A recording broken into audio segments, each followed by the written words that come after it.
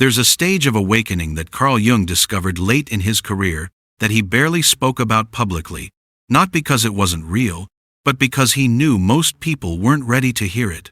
He called it the Sophia stage, named after the ancient Greek concept of divine wisdom. And what he found was that people who reached this stage became so psychologically transformed that everyone around them assumed something had gone wrong. They looked cold, they seemed detached, they appeared to have lost their spirituality. But Jung knew they hadn't lost anything. They'd gained everything. They'd reached the final stage of psychological development that most people would never achieve. Jung spent years studying patients who'd done all the work. They'd integrated their shadow. They'd individuated. They'd healed their trauma. They'd developed consciousness. But then something else happened. Something that went beyond healing into a territory Jung could barely map. These people underwent a final metamorphosis so complete that they became almost unrecognizable from who they'd been before. And this transformation had specific observable markers that appeared with unsettling consistency. Today, I'm going to show you the 5 signs Jung identified that mark the Sophia stage, the final awakening that comes after you've done everything else. These aren't signs of spiritual progress. They're signs of psychological completion. And if you're experiencing these shifts right now, Jung would tell you that you haven't broken. You've transcended into a level of consciousness that most humans never reach. The first sign Jung documented was what he called the death of hope. Not pessimism, not depression, but a complete sensation of hoping for people, situations, or reality to be different than they actually are. And this absence of hope created a form of clarity so stark that everyone interpreted it as the person giving up or becoming negative. Jung observed that before the Sophia stage, even highly conscious people still carried subtle threads of hope. Hope that their family would eventually understand them. Hope that certain relationships could be repaired if both people just tried harder. Hope that the world would shift toward consciousness if enough people awakened. These hopes weren't delusional.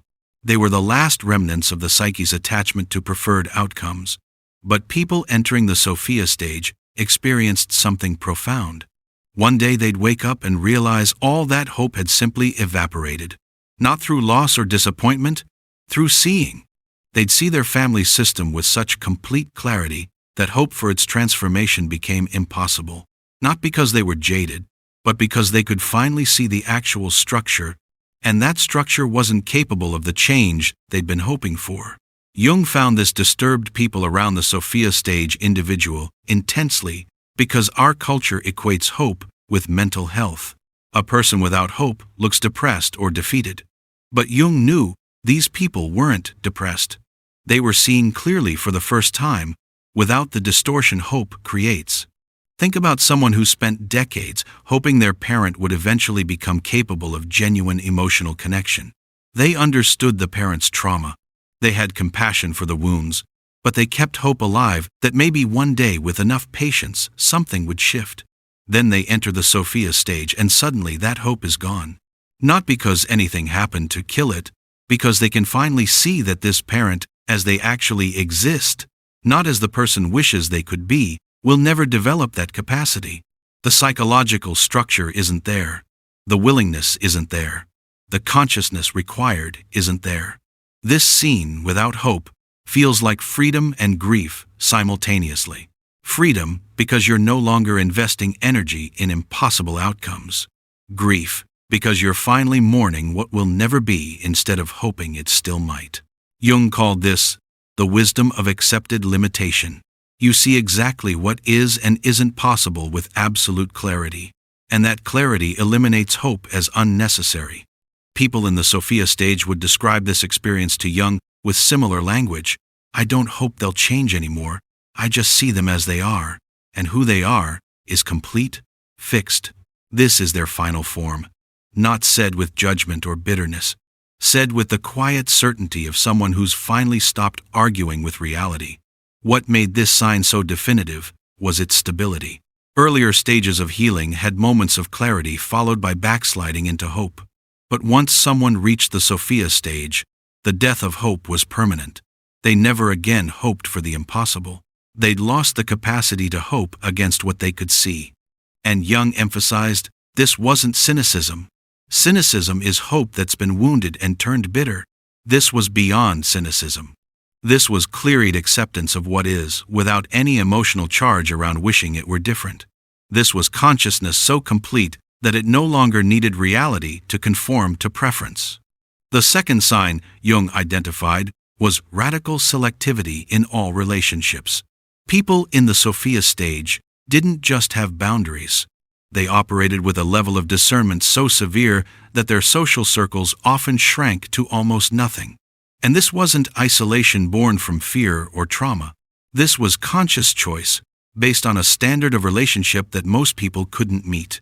Before the Sophia stage, Jung observed that people maintained relationships for many reasons: family obligation, social convention, shared history, guilt, potential for change, compassion for the other person's struggle. They'd have friends they didn't particularly enjoy, but felt they should keep, family members they tolerated out of duty, colleagues they engage with professionally, despite personal incompatibility. But something happened in the Sophia stage that eliminated all relationship maintenance that wasn't rooted in genuine resonance. Jung called this the wisdom of energetic truth. These people developed an almost supernatural ability to feel whether a relationship was actually nourishing or just familiar. And if it wasn't nourishing, they ended it. Not dramatically, just quietly, cleanly, completely.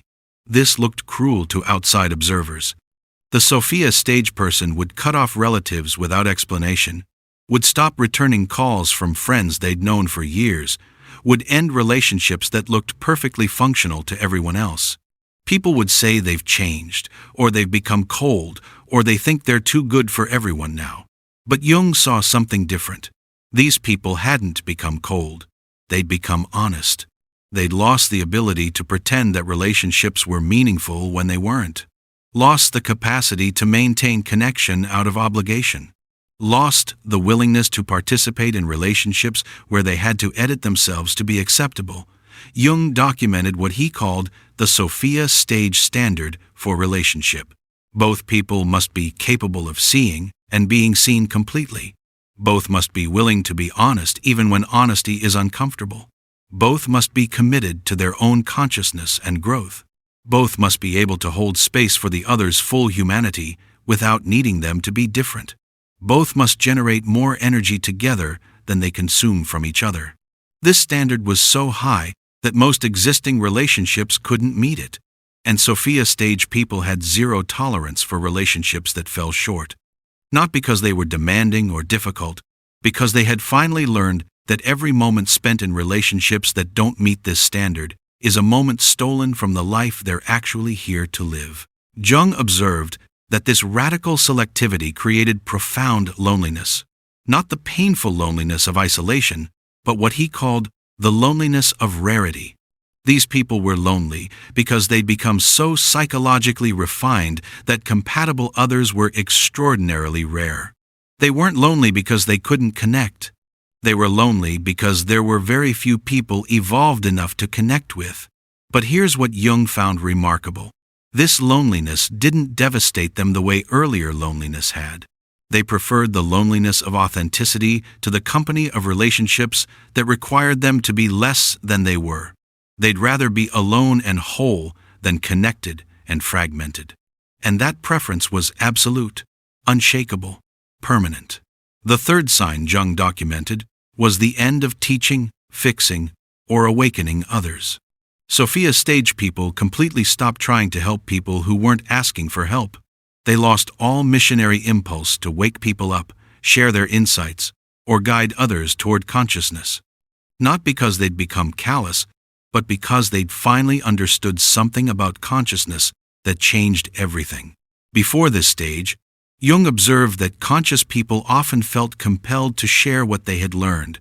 They'd see someone suffering from patterns they'd overcome and want to help. They'd recognize unconsciousness in family or friends and attempt to illuminate it. They'd have insights and feel obligated to offer them. This impulse came from genuine compassion, combined with the belief that consciousness could be transferred through explanation. But Sophia's stage people had lost this belief completely. Jung called this the wisdom of sovereign development. They'd seen not just intellectually, but experientially, that consciousness cannot be given or taught. It can only be earned through each person's individual confrontation with their own psyche. And any attempt to wake someone up who isn't ready is not only futile, it's a violation of their psychological process. Jung documented how this shift looked to others. Family members would be in crisis, and the Sophia stage person would offer no advice, no guidance, no wisdom. Friends would be making obviously destructive choices, and they'd say nothing. People would directly ask for help, and they'd respond with, "I trust you to figure out what's right for you," instead of sharing what they knew. This infuriated people who were used to the person being a source of insight and support. Where did all that wisdom go? Why won't you help me? Why are you being so withholding? But the Sophia stage person wasn't withholding. They were honoring. They'd learned that genuine help means allowing people to have their own experiences and develop their own consciousness at their own pace.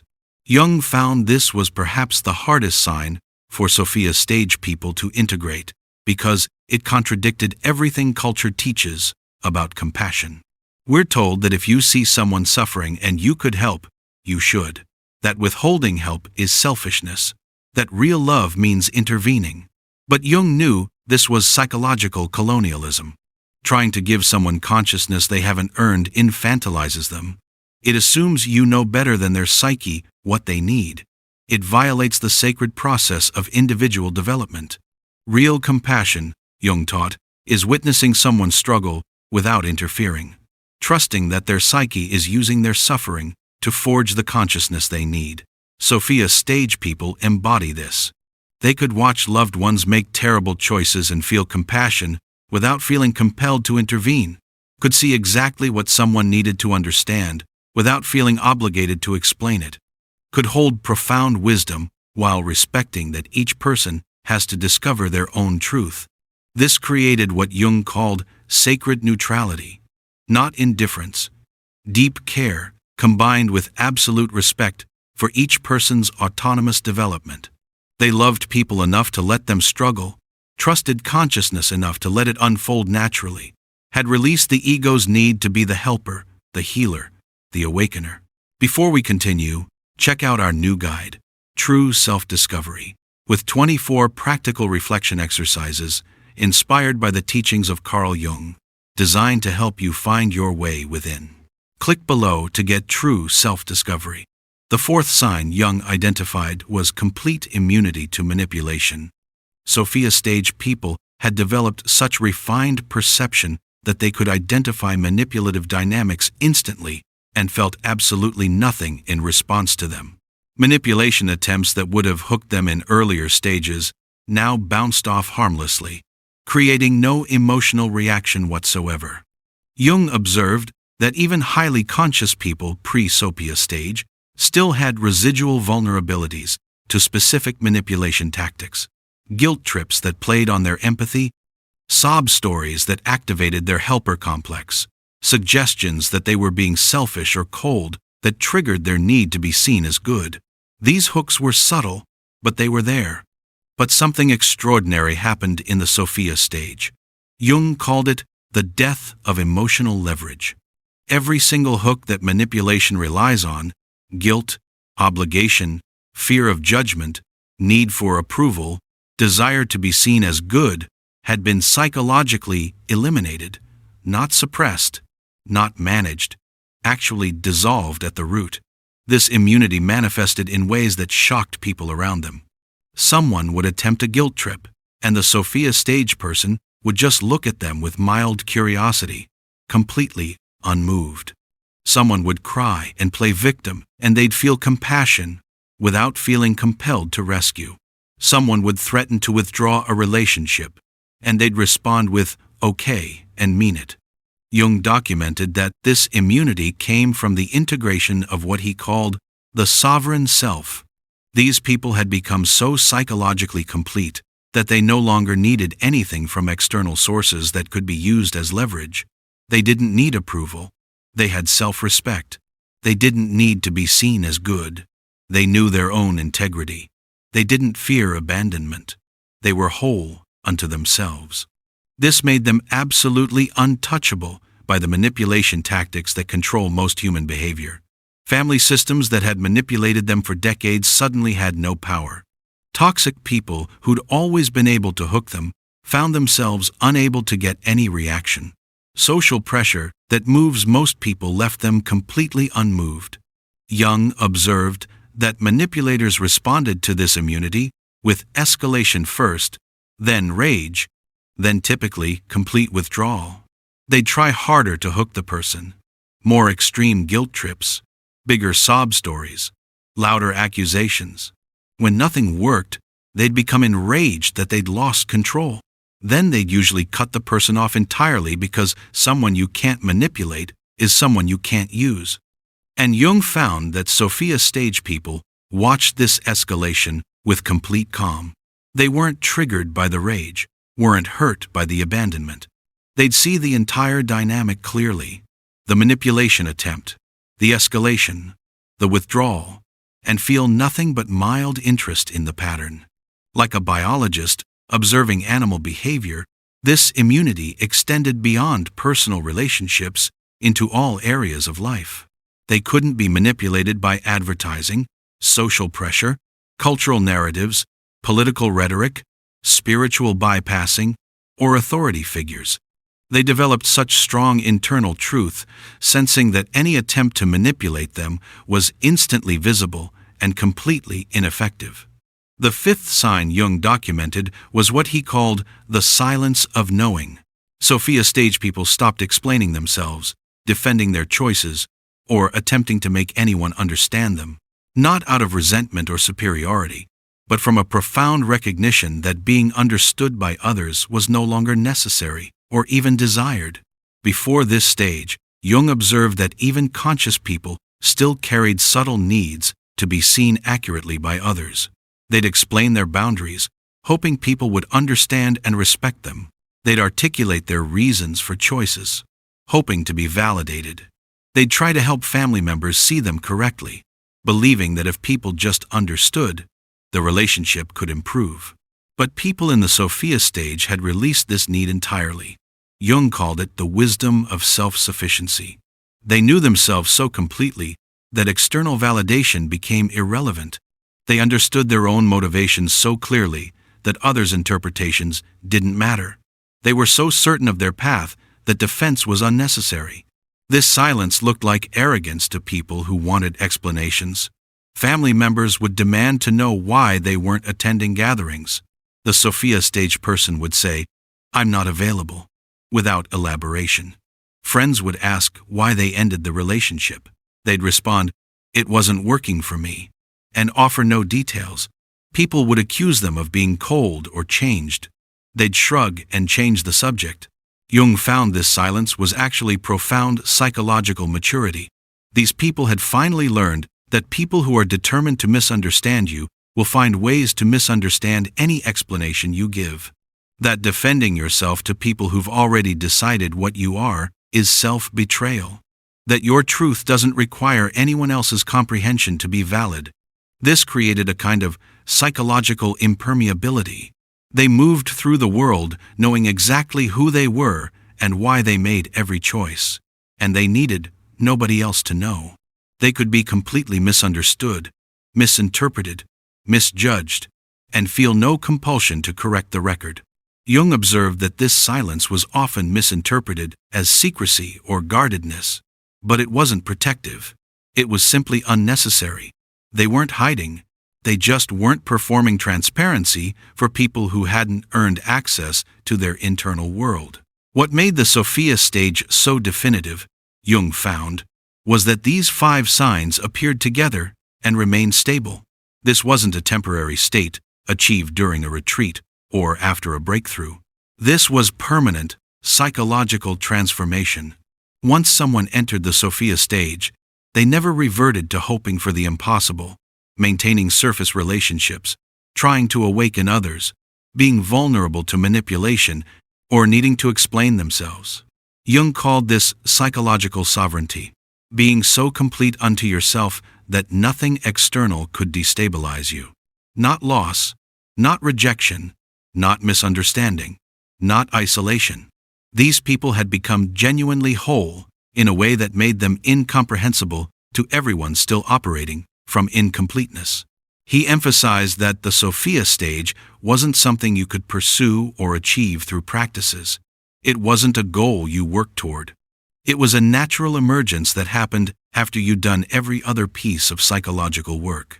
After you'd integrated your shadow completely, after you'd individuated fully, after you'd healed every wound that could be healed, after you'd released every attachment that could be released. Then, if you continued being honest with yourself with complete rigor, the Sophia stage would arrive on its own. Jung described it as consciousness reaching a threshold density where it spontaneously reorganized into this final configuration. You couldn't force it. You couldn't fake it. But if you did the work without spiritual bypassing or psychological shortcuts, it would come. What Jung found most significant was that people in the Sophia stage often questioned whether they had lost something essential. They'd look at how they'd changed. The death of hope, the radical selectivity, the end of teaching, the immunity to manipulation, the silence of knowing, and wonder if they'd become too cold, too detached, too isolated. Had they lost their humanity, their compassion, their capacity for love? But Jung would tell them, no, you haven't lost anything real. You've lost illusions. You've lost the need to hope for what will never be, because you can finally see what actually is. You've lost tolerance for relationships that require you to be less than whole. You've lost the missionary impulse to save people from their own necessary suffering. You've lost the vulnerabilities that manipulation depends on. You've lost the need to be understood by people who are incapable of understanding. What you've gained is something most humans never achieve: complete psychological freedom. You're no longer controlled by hope, obligation, guilt, fear, or need for validation. You're no longer imprisoned by the expectations, judgments, or comprehension of others. You've become genuinely autonomous in a way that looks like isolation, but is actually liberation. Jung believed the Sophia stage was humanity's potential endpoint, the final form consciousness could take within an individual. Not everyone would reach it. Most wouldn't even come close. But for those who did the complete work of individuation without compromise, this was where the path led to. A silence so profound it looked like emptiness. To a solitude so complete it looked like isolation. To a clarity so stark it looked like coldness. But Jung knew, and Sophia stage people knew, that this wasn't emptiness, isolation, or coldness. This was fullness beyond needing anything external. This was connection to self so complete that connection to others became optional. This was warmth that no longer needed to prove itself through performance. If you're experiencing these 5 signs, Jung would tell you that you haven't broken or lost your way. You've arrived. You've reached the consciousness that the entire journey was moving you toward. And yes, it's lonely. Yes, it's misunderstood. Yes, it looks nothing like the spiritual images of enlightenment you were sold. But it's real. It's earned. And it's yours. The Sophia stage, the final awakening. Not into some transcendent realm, but into complete psychological maturity. Into being so whole that you need nothing. So clear that you see everything. So free that nothing can bind you. Welcome to the consciousness most people will never reach. Welcome to the silence that comes after all the noise. Welcome to being so complete that the world's incomprehension can't touch you. This is what Jung spent his life studying. This is what the whole journey was preparing you for. You've arrived. If you haven't yet, check out our new guide, True Self-Discovery, with 24 practical reflection exercises inspired by the teachings of Carl Jung, designed to help you find your way within. Click below to get True Self-Discovery.